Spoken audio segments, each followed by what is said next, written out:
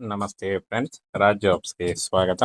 Friends, ಇಲ್ಲಿ ಕಾಣಿಸ್ತಾ ಇದೆ ನೋಡಿ, ಅಧ್ಯಾಪಕರು ಮತ್ತು ಕಚೇರಿ ಸಹಾಯಕರು ಹಾಗೂ ಅಟೆಂಡೆಂಟ್ ಮತ್ತು ಕಾವಲುಗಾರ ಹಾಗೂ ತೋಟಗಾರ ಹುದ್ದೆಗಳಿಗೆ ನೇಮಕಾತಿ ನಡೀತಾ ಇದೆ. ಈ ಹುದ್ದೆಗಳು ಎಲ್ಲಿಂದ ನೇಮಕಾತಿ ಆಗ್ತಾ ಇದಾವೆ, ಹಾಗೆ ಯಾವ ರೀತಿಯಾಗಿ ಅರ್ಜಿಗಳನ್ನ ಸಲ್ಲಿಸಬೇಕು ಅನ್ನುವಂತ ಸಂಪೂರ್ಣ ಮಾಹಿತಿ ವಿಡಿಯೋದಲ್ಲಿ ಇರುತ್ತೆ. ವಿಡಿಯೋನ ಕೊನೆವರೆಗೆ ನೋಡಿ.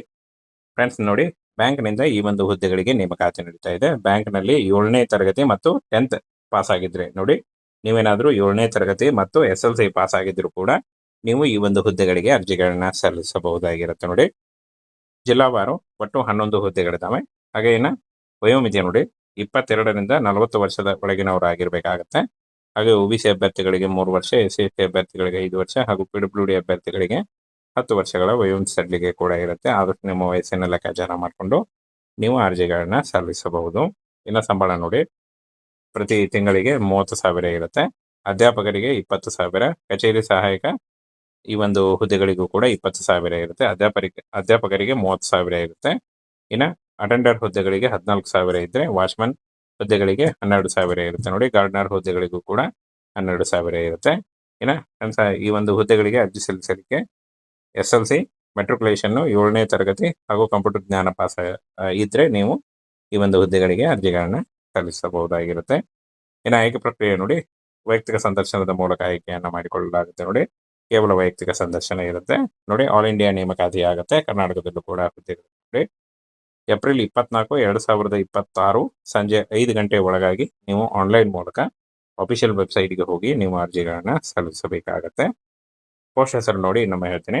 ಕಚೇರಿ ಸಹಾಯಕ, ಅಟೆಂಡರ್, ಕಾವಲುಗಾರ, ತೋಟಗಾರ ಮತ್ತು ಫ್ಯಾಕಲ್ಟಿ ಅಸಿಸ್ಟೆಂಟ್, ಆಫೀಸ್ ಅಸಿಸ್ಟೆಂಟು, ಹಾಗೆ ಅಟೆಂಡರ್ ಮತ್ತು ವಾಚ್ಮನ್ ಕಮ್ ಗಾರ್ಡನರ್ ಮತ್ತು ಈ ಒಂದು ಹುದ್ದೆಗಳಿಗೆ ಅರ್ಜಿಗಳನ್ನ ಕರೆಯಲಾಗಿದೆ ನೋಡಿ. ಈ ಒಂದು ಹುದ್ದೆಗಳಿಗೆ ನೀವು ಅರ್ಜಿಗಳನ್ನ ಸಲ್ಲಿಸಬಹುದಾಗಿರುತ್ತೆ. ಇನ್ನು ಫ್ರೆಂಡ್ಸ್, ಯಾವ ಒಂದು ಹುದ್ದೆಗಳಿಗೆ ಏನು ಅರ್ಹತೆ ಅಂತ ನೋಡೋದಾದ್ರೆ ನೋಡಿ, ಇಲ್ಲಿ ಅಧ್ಯಾಪಕರ ಹುದ್ದೆಗಳಿಗೆ ಅರ್ಜಿ ಸಲ್ಲಿಸ್ತೀರಾದ್ರೆ 30,000 ರೂಪಾಯಿ ಪರ್ ಮಂತ್ ಸ್ಯಾಲರಿ ಆಗಿರುತ್ತೆ. ಯಾವುದೇ ಡಿಗ್ರಿ, ಎನಿ ಡಿಗ್ರಿ ಮಾಡ್ಕೊಂಡಿದ್ರು ನೀವು ಅರ್ಜಿಗಳನ್ನ ಸಲ್ಲಿಸಬಹುದು.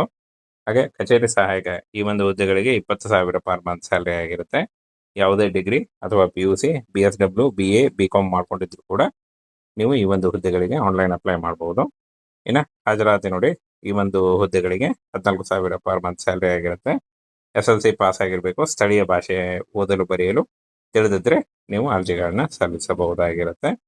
ಇನ್ನು watchman come gardener 12,000 per month salary ಆಗಿರುತ್ತೆ. 7ನೇ ತರಗತಿ ಉತ್ತೀರ್ಣ ಆಗಿರ್ಬೇಕಾಗತ್ತೆ. ಹಾಗೆ ತೋಟಗಾರಿಕೆ ಅಥವಾ ಕೃಷಿಯಲ್ಲಿ ಏನಾದರೂ ಅನುಭವ ಇದ್ರೆ ನಿಮಗೆ ಮೊದಲ ಆದ್ಯತೆ ಇರುತ್ತೆ. ಹಾಗೆ 22ರಿಂದ 40 ವರ್ಷದ ಒಳಗಿನವರಾಗಿರ್ಬೇಕಾಗತ್ತೆ ನೋಡಿ ಅರ್ಜಿ ಸಲ್ಲಿಸಲಿಕ್ಕೆ. ಇನ್ನು ಅರ್ಹತೆ ಮತ್ತು ವಾಸಸ್ಥಳ ಮಾನದಂಡಗಳ ಪ್ರಕಾರ ಅರ್ಜಿಗಳ ಪರಿಶೀಲನೆ ನಡೆಯುತ್ತೆ. ವೈಯಕ್ತಿಕ ಸಂದರ್ಶನದ ಮೂಲಕ ಆಯ್ಕೆಯನ್ನ ಮಾಡಿಕೊಳ್ಳಲಾಗುತ್ತೆ ನೋಡಿ. ಯಾವುದೇ ರೀತಿಯಾದಂಥ ಲಿಖಿತ ಪರೀಕ್ಷೆ ಇರಲ್ಲ. ಈ ಒಂದು ಹುದ್ದೆಗಳಿಗೆ ಲಿಖಿತ ಪರೀಕ್ಷೆ ಇರಲ್ಲ. ಹಾಗೇನ ಅರ್ಜಿ ಶುಲ್ಕವನ್ನ ನೋಡೋದಾದ್ರೆ ಯಾವುದೇ ರೀತಿಯ ಅರ್ಜಿ ಶುಲ್ಕ ಕೂಡ ಇರೋದಿಲ್ಲ. ಯಾವುದೇ ಕೆಟಗರಿಗೂ ಯಾವುದೇ ರೀತಿಯ ಅರ್ಜಿ ಶುಲ್ಕ ಕೂಡ ಇರೋದಿಲ್ಲ. ಇನ್ನು ಏಪ್ರಿಲ್ 24 ಸಂಜೆ 5 ಗಂಟೆ ಒಳಗಾಗಿ ಇಲ್ಲಿ ಕಾಣಿಸ್ತಾ ಇದೆ ನೋಡಿ, ಅಧ್ಯಾಪಕರು ಮತ್ತು ಕಚೇರಿ ಸಹಾಯಕರು ಹಾಗೂ ಅಟೆಂಡೆಂಟ್ ಮತ್ತು ಕಾವಲುಗಾರ ಹಾಗೂ ತೋಟಗಾರ ಹುದ್ದೆಗಳಿಗೆ ನೇಮಕಾತಿ ನಡೀತಾ ಇದೆ. ಈ ಹುದ್ದೆಗಳು ಎಲ್ಲಿಂದ ನೇಮಕಾತಿ ಆಗ್ತಾ ಇದಾವೆ, ಹಾಗೆ ಯಾವ ರೀತಿಯಾಗಿ ಅರ್ಜಿಗಳನ್ನ ಸಲ್ಲಿಸಬೇಕು ಅನ್ನುವಂತ ಸಂಪೂರ್ಣ ಮಾಹಿತಿ ವಿಡಿಯೋದಲ್ಲಿ ಇರುತ್ತೆ. ವಿಡಿಯೋನ ಕೊನೆವರೆಗೆ ನೋಡಿ. ಫ್ರೆಂಡ್ಸ್ ನೋಡಿ, ಬ್ಯಾಂಕ್ನಿಂದ ಈ ಒಂದು ಹುದ್ದೆಗಳಿಗೆ ನೇಮಕಾತಿ ನಡೀತಾ ಇದೆ. ಬ್ಯಾಂಕ್ನಲ್ಲಿ 7ನೇ ತರಗತಿ ಮತ್ತು 10th ಪಾಸ್ ಆಗಿದ್ರೆ ನೋಡಿ, ನೀವೇನಾದ್ರೂ 7ನೇ ತರಗತಿ ಮತ್ತು SLC ಪಾಸ್ ಆಗಿದ್ರು ಕೂಡ ನೀವು ಈ ಒಂದು ಹುದ್ದೆಗಳಿಗೆ ಅರ್ಜಿಗಳನ್ನ ಸಲ್ಲಿಸಬಹುದಾಗಿರುತ್ತೆ ನೋಡಿ. ಜಿಲ್ಲಾವಾರು ಒಟ್ಟು 11 ಹುದ್ದೆಗಳಿದಾವೆ. ಹಾಗೆ ಇನ್ನ ವಯೋಮಿತಿ ನೋಡಿ, 22ರಿಂದ 40 ವರ್ಷದ ಒಳಗಿನವರಾಗಿರ್ಬೇಕಾಗತ್ತೆ. ಹಾಗೆ OBC ಅಭ್ಯರ್ಥಿಗಳಿಗೆ 3 ವರ್ಷ, SC ಅಭ್ಯರ್ಥಿಗಳಿಗೆ 5 ವರ್ಷ ಹಾಗೂ PWD ಅಭ್ಯರ್ಥಿಗಳಿಗೆ 10 ವರ್ಷಗಳ ವಯೋಮಿತಿ ಸಡಿಲಿಕೆ ಕೂಡ ಇರುತ್ತೆ. ಆದಷ್ಟು ನಿಮ್ಮ ವಯಸ್ಸಿನ ಲೆಕ್ಕಾಚಾರ ಮಾಡಿಕೊಂಡು ನೀವು ಅರ್ಜಿಗಳನ್ನ ಸಲ್ಲಿಸಬಹುದು. ಇನ್ನು ಸಂಬಳ ನೋಡಿ, ಪ್ರತಿ ತಿಂಗಳಿಗೆ 30,000 ಇರುತ್ತೆ. ಅಧ್ಯಾಪಕರಿಗೆ 20,000, ಕಚೇರಿ ಸಹಾಯಕ ಈ ಒಂದು ಹುದ್ದೆಗಳಿಗೂ ಕೂಡ 20,000 ಇರುತ್ತೆ. ಅಧ್ಯಾಪಕರಿಗೆ 30,000 ಇರುತ್ತೆ. ಇನ್ನು ಅಟೆಂಡರ್ ಹುದ್ದೆಗಳಿಗೆ 14,000 ಇದ್ರೆ, ವಾಚ್ಮನ್ ಹುದ್ದೆಗಳಿಗೆ 12,000 ಇರುತ್ತೆ ನೋಡಿ. ಗಾರ್ಡನರ್ ಹುದ್ದೆಗಳಿಗೂ ಕೂಡ 12,000 ಇರುತ್ತೆ. ಇನ್ನು ಈ ಒಂದು ಹುದ್ದೆಗಳಿಗೆ ಅರ್ಜಿ ಸಲ್ಲಿಸಲಿಕ್ಕೆ SLC, ಮೆಟ್ರಿಕ್ಯುಲೇಷನ್, 7ನೇ ತರಗತಿ ಹಾಗೂ ಕಂಪ್ಯೂಟರ್ ಜ್ಞಾನ ಪಾಸ್ ಇದ್ರೆ ನೀವು ಈ ಒಂದು ಹುದ್ದೆಗಳಿಗೆ ಅರ್ಜಿಗಳನ್ನ ಸಲ್ಲಿಸಬಹುದಾಗಿರುತ್ತೆ. ಇನ್ನು ಆಯ್ಕೆ ಪ್ರಕ್ರಿಯೆ ನೋಡಿ, ವೈಯಕ್ತಿಕ ಸಂದರ್ಶನದ ಮೂಲಕ ಆಯ್ಕೆಯನ್ನ ಮಾಡಿಕೊಳ್ಳಲಾಗುತ್ತೆ ನೋಡಿ. ಕೇವಲ ವೈಯಕ್ತಿಕ ಸಂದರ್ಶನ ಇರುತ್ತೆ ನೋಡಿ. ಆಲ್ ಇಂಡಿಯಾ ನೇಮಕಾತಿ ಆಗುತ್ತೆ. ಕರ್ನಾಟಕದಲ್ಲೂ ಕೂಡ ಹುದ್ದೆಗಳು ನೋಡಿ. ಏಪ್ರಿಲ್ 24, 2026 ಸಂಜೆ 5 ಗಂಟೆ ಒಳಗಾಗಿ ನೀವು ಆನ್ಲೈನ್ ಮೂಲಕ ಅಫಿಷಿಯಲ್ ವೆಬ್ಸೈಟ್ಗೆ ಹೋಗಿ ನೀವು ಅರ್ಜಿಗಳನ್ನು ಸಲ್ಲಿಸಬೇಕಾಗತ್ತೆ. ಪೋಸ್ಟ್ ಹೆಸರು ನೋಡಿ ಇನ್ನೊಮ್ಮೆ ಹೇಳ್ತೀನಿ.